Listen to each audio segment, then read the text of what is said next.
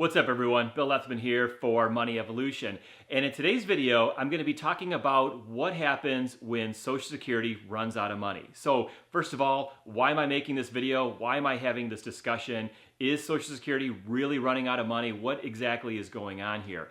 Well, this is a topic that has actually been pretty popular here over the past year or so with a lot of media outlets. In fact, actually doing a quick Google search on this finds a number of articles, things like Medicare, Social Security running out of money faster than expected, what Social Security's budget woes mean for your retirement benefits, and how likely is it that Social Security is going broke. So why all of a sudden is everybody talking about this more? And that's because something happened last year in 2018 that actually hasn't happened to Social Security since 1982. But before I get into that, what I want to do is I'm going to share with you a couple of statistics and some quotes from the 2018 status of the Social Security and Medicare programs summary report. So this is something that Social Security trustees put out every single year. Yes, this is actually the cover of the PDF report here. Actually looks like something that was created on a 1985 Windows computer, but I digress. That's the federal government for you there. So pretty much every year here for the past several years, the Social Security trustees have issued kind of a warning to Congress and kind of talked about some of the potential areas that they're concerned about. And reading from that report says both Social Security and Medicare face long-term financing shortfalls under currently scheduled benefits and financing. Lawmakers have a broad continuum of policy options that would close or reduce long-term financing shortfall of both programs. The trustees recommend that lawmakers take action sooner rather than later to address these shortfalls so that a broader range of solutions can be considered and more time will be available to phase in changes while giving the public adequate time to prepare. So again, that's something that's been in the report here for the past several years. So I don't think it should come as too much of a surprise to most of you watching this video here today that Social Security definitely has some long-term funding issues. Now there's two primary drivers that are causing a lot of this. Number one are the aging population, the baby boomers, primarily as they're going into retirement in larger and larger numbers. There's more people obviously collecting Social Security benefits. And the second main driver to this is the fact that people are living longer. And obviously that's a good thing. But from Social Security's standpoint, that means that they're going to have to pay those benefits out longer here.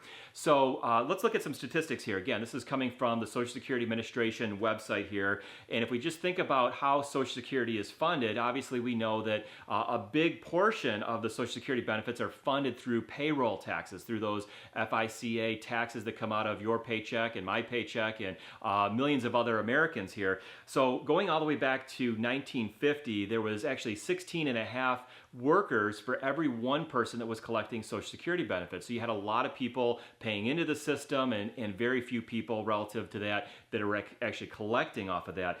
In 2013, not too long ago, that had dropped to 2.8 workers for every one person that was collecting Social Security benefits. And then according to the website there, by 2034, it's expected to drop to just 2 to 2.3 workers for every one person that's collecting Social Security benefits.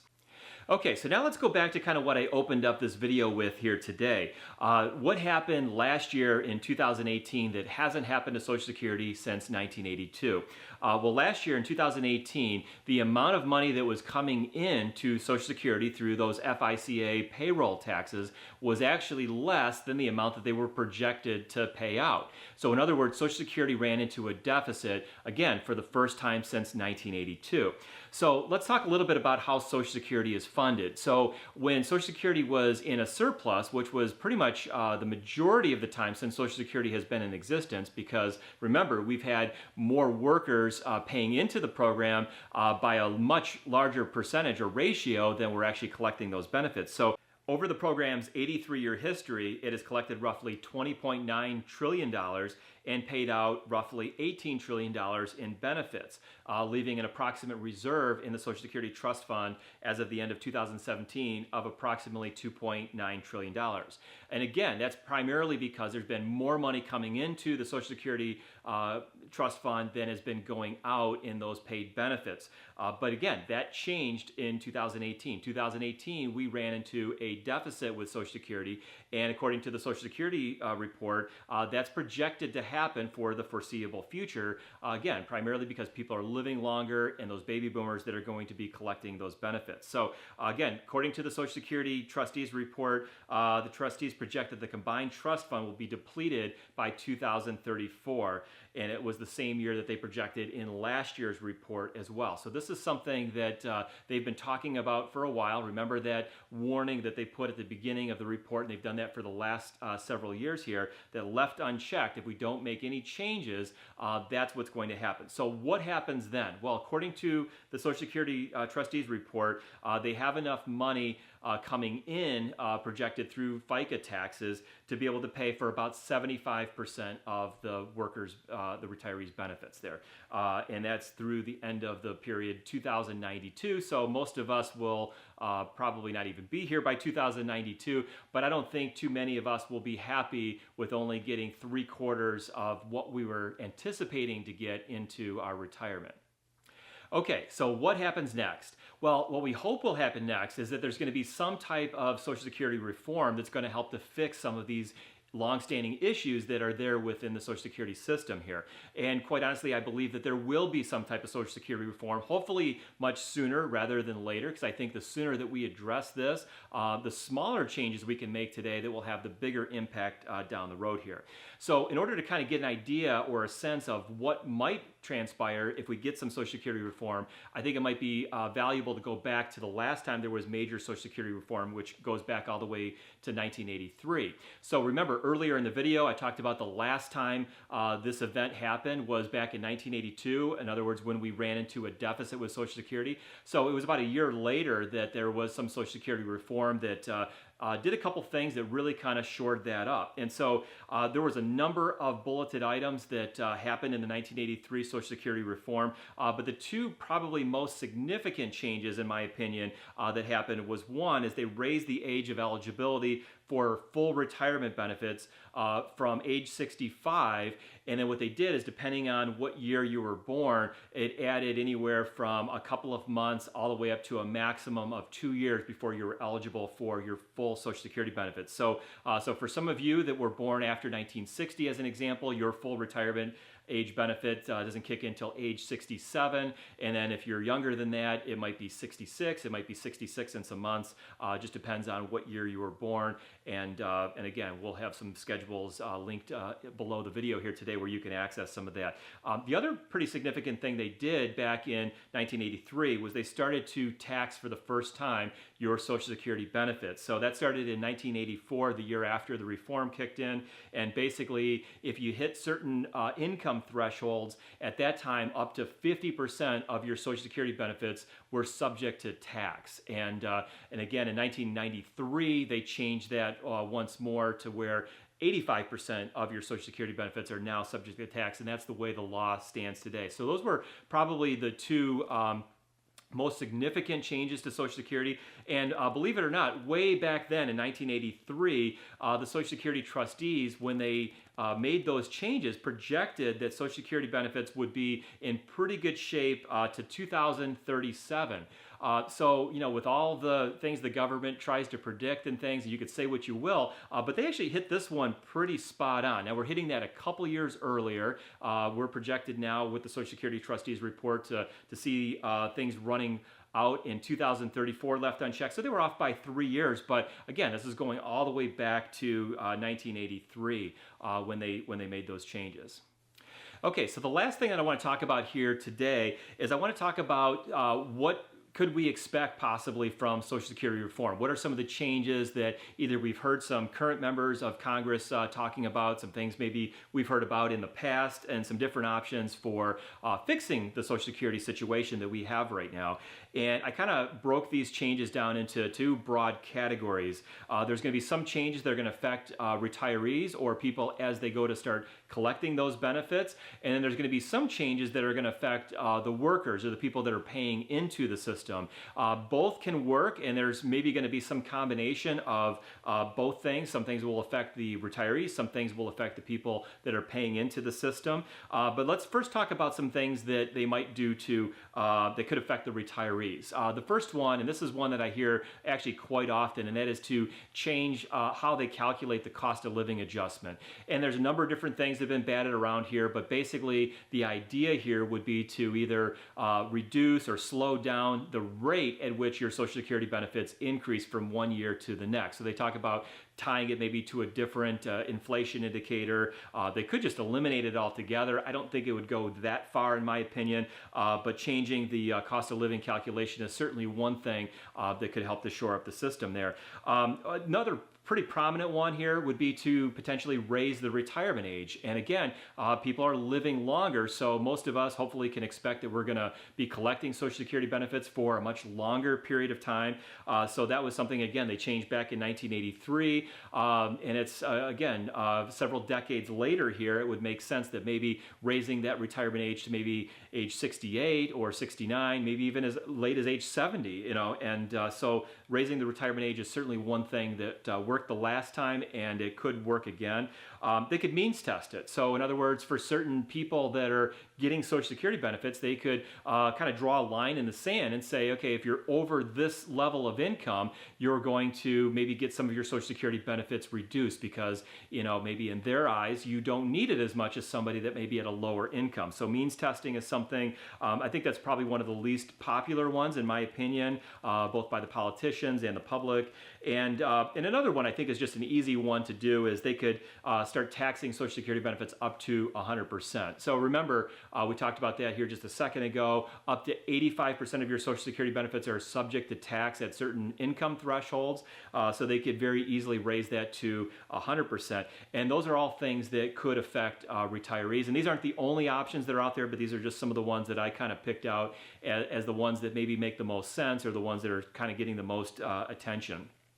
Okay, so now let's talk about some of the changes that could affect the workers or the people that are contributing money into the Social Security system here. So the first thing is they could raise the FICA payroll tax. So as you probably already know, 6.2% of your earnings up to a certain threshold are subject to those FICA taxes. So they could raise that from 6.2% to 6.5% or 7%, or increase the amount of revenue that they're collecting. Now remember, if you're employed by somebody, your employer also pays that. So you pay 6.2%, your employer also pays an additional 6.2%, and I think for 2019, that threshold is $132,900. So any income that you're earning up to that point is subject to those FICA taxes there.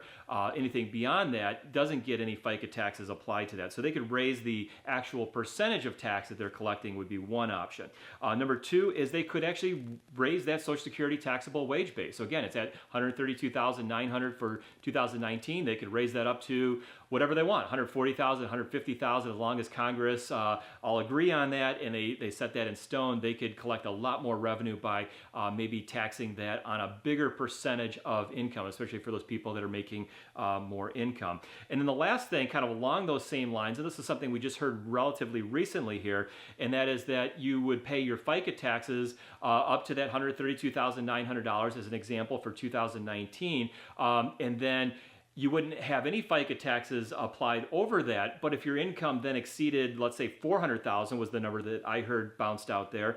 If it was over $400,000, then you continue to pay those FICA taxes on any income that's over the $400,000 level. So again, that would be something targeted at those people that are at the higher income wages and things like that, but it would be another way to potentially bring more money into the Social Security system. So those are some potential changes that we could see if we end up seeing some type of Social Security reform here in the next couple of years or so. So who would be affected by this? And if you're doing some planning for retirement, of course, that's probably one of the biggest questions that you have is, you know, if they change the rules of Social Security, how's that going to impact my retirement? Is it going to mess everything up? In my opinion, I think there's going to be this so-called proverbial line in the sand. And I think if you're older than a certain age, there's probably not going to be any changes or any major changes, I should say, to your Social Security benefits. But if you're younger than a certain age, I think there could be some changes, and I think that's going to affect, again, much younger workers there. In my opinion, I think that line in the sand is probably somewhere around age 50, maybe as old as age 55. But anything under those ages, you're probably not going to see anything too significant. I don't think politicians really want to do things that are going to mess up somebody's retirement when they're planning it, in the next 5 to 10 years or so. In fact, if we go back to the 1983 Social Security reform that happened then, basically one of the major changes to that reform was the increasing of the full retirement age. And so if you were under age 45 in 1983, there was no change. You still got your full retirement age benefit at age 65, and it was only for those younger workers that saw some type of an impact. In fact, actually, if you were between the ages of 29 and 45 at that time in 1983, you only saw your full retirement age go up anywhere from a couple of months up to a maximum of 1 year, depending on what year you were born. And only those individuals under age 29 saw it go up by more than a year, and nobody saw their full retirement age go up by more than 2 years. So if that's any kind of indication, that might kind of steer you in the right direction. The one thing they did do is they did increase the taxes, or they instituted the tax, I should say, on your Social Security benefits. So that affected people that were already collecting Social Security benefits if their income was over a certain threshold. But again, those are things that are at maybe a little bit higher income level at that time. So anyway, I hope this has been kind of a helpful video. I think there's a lot of talk out there about Social Security. One of the big questions, will it be there for me? Maybe I should go in and begin collecting Social Security benefits right away. I don't think that's necessarily the best approach. I think Social Security, you could say what you will about it, but I do think it's a program that arguably has been one of the more successful government programs in history. Millions and millions of Americans are putting into it and collecting benefits that they've contributed over their working years. And for a lot of people that maybe not have a pension, or may have some additional income that they want to get in addition to a pension, Social Security has provided a lot of benefits for a lot of people. So it's important to understand how all of the rules work. We're going to put some links below the video here today that'll have some of our other videos. We've got a playlist on our YouTube channel. And as we speak, we're continuing to film some more videos. We're going to get into collection strategies, when to start collecting Social Security, spousal benefits, survivor, and a whole bunch of other things. So, with that, I hope you enjoyed the video. Remember, hit that like or subscribe button, hit the little bell so you get notifications. We're trying to update, put new videos out about 3 to 5 times a week now. So lots of good content coming. And with that, I'll look forward to seeing you back in my next video. Have a great day. Thanks.